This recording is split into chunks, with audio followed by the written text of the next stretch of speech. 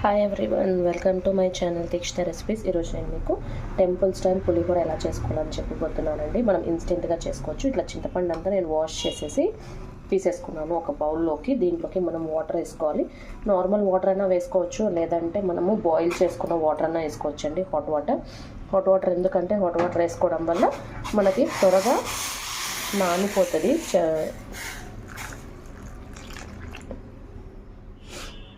Hot water add చేసుకోవాలండి. త్వరగా మనకి చింతపండు అనేది నానిపోతుందంటే ఇది కొద్దిసేపు అనేది నానాలి. నానిన తర్వాత చూపిస్తాను ఇది. ఇప్పుడు మనం స్టవ్ ఆన్ చేసుకుని ఒక పెనం అనేది పెట్టేసుకున్నానండి. ఇప్పుడు మనకి పులిహోర పౌడర్ ఎలా చేసుకోవాలనేది చూపిపోతున్నానండి. 1 టేబుల్ స్పూన్ ఆఫ్ జీలకర్ర, 1 టేబుల్ స్పూన్ ఆఫ్ ఆవాలు, కొద్దిగా మిరియాలు, కొద్దిగా మెంతులు అండి. ఇది 1/2 టేబుల్ స్పూన్, ఇది 1/2 టేబుల్ స్పూన్. ధనియాలు 2 టేబుల్ స్పూన్ తీసుకున్నానండి. కొద్దిగా రోస్ట్ చేసుకోవాలి. ఇంట్లోకి ఎండుమిరపకాయలు అండి. ఎండుమిరపకాయలు కూడా కొన్ని యాడ్ చేసుకోవాలి. యాడ్ చేసుకొని ఇవి కూడా కొద్దిగా రోస్ట్ చేసుకోవాలి. ఎండుమిరపకాయలు కూడా. స్టవ్ ఆఫ్ చేసి ఇప్పుడు మిక్సీ జార్లోకి ట్రాన్స్ఫర్ చేసుకోవాలి. ఇప్పుడు మళ్ళీ స్టవ్ ఆన్ చేసి సేమ్ అదే పెనం పెట్టుకున్నాను. ఒక 3 to 4 టేబుల్స్ పైన ఆయిల్ అనేది యాడ్ చేసుకోవాలండి. కొద్దిగా శనగకాయ పప్పులు అండి. కొద్దిగా శనగకాయ పప్పులు అనేది యాడ్ చేసుకోవాలి. కొద్దిగా రోస్ట్ అయిపోయినాయండి. ఇప్పుడు మనము తిరువాత గింజలు అండి, ఆవాలు, జీలకర్ర, శనగబ్యాళ్ళు, ఉద్దిబ్యాళ్ళు అవన్నీ యాడ్ చేసుకోవాలి. 3 గ్రీన్ చిల్లీస్ అండ్ కరివేపాకు అవన్నీ కూడా యాడ్ చేసేసుకొని కొద్దిగా రోస్ట్ చేసుకోవాలి.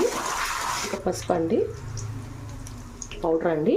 ఈ పౌడర్ మనము ఎంత కావాలో అంత దాన్ని బట్టి వేసుకోవచ్చండి. ఇప్పుడు నేను కొద్దిగా యాడ్ చేసుకుంటున్నాను,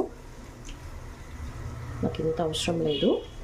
అండ్ ఇలా పౌడర్ మనం ఇన్స్టెంట్గా చేసి పెట్టేసుకునేసి హ్యాపీగా మనం స్టోర్ చేసుకోవచ్చు అండి. ఇట్లా ఇంట్లో చేసేసుకొని బయట కొనే ప్రోడక్ట్స్ కన్నా ఇలా మనం ఇంట్లోనే చేసుకొని స్టోర్ చేసి పెట్టుకోవచ్చు అండి కదా. ఇప్పుడు నెక్స్ట్ చింతపండు అండి. స్విజ్ చేసాను అంత చింతపండు అంతా బాగా పిసికేసి దీంట్లోకి వాటర్ యాడ్ చేస్తున్నాను. అండ్ దీంట్లోకి క్రిస్టల్ సాల్ట్ అండి. నేను క్రిస్టల్ సాల్ట్ మనం ఎంత రైస్ తీసుకున్నాం దాన్ని బట్టి రుచికి సరిపడేంత సాల్ట్ అనేది యాడ్ చేసుకోవాలి. నేను ఇప్పుడు ఇన్స్టెంట్గా జస్ట్ మేము 3 మెంబర్స్ అండి, నేను, మా హస్బెండ్ అండ్ మా పాపకి, కాబట్టి మాకు కొద్దిగా అయితే సరిపోతుంది. అది బాయిల్ అనేది అవ్వాలి. మనకి ఇదంతా బాగా బాయిల్ అయిపోయిందండి. మనం చింతపండు జ్యూస్ అనేది యాడ్ చేసుకున్న తర్వాత దగ్గర పడాలండి. అంటే మనకి వాటర్ అనేది లూజ్గా ఉంటుంది కదా, దీంట్లో యాడ్ చేసిన తర్వాత గట్టిగా అయ్యి కొద్దిగా దగ్గర పడినప్పుడు మనము స్టవ్ ఆఫ్ చేసుకోవాలండి. స్టవ్ ఆఫ్ చేసేసుకున్నాను.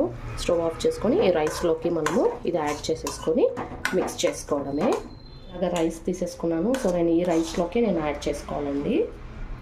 అందుకనేసి నేను కొద్దిగా యాడ్ చేసేసుకున్నాను.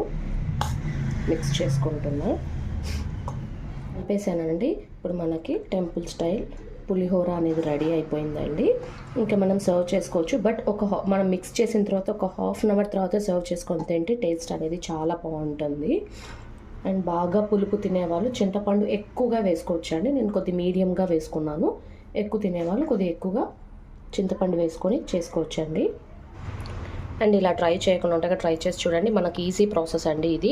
అండ్ మనం ప్రసాదం దేవుని దగ్గర పెట్టుకోవాలన్నప్పుడు ప్రసాదం లాగా చేసుకోవాలి పులిహోర అన్నప్పుడు ఇలా చేసేసుకుంటే ఫాస్ట్గా అయిపోతుందండి.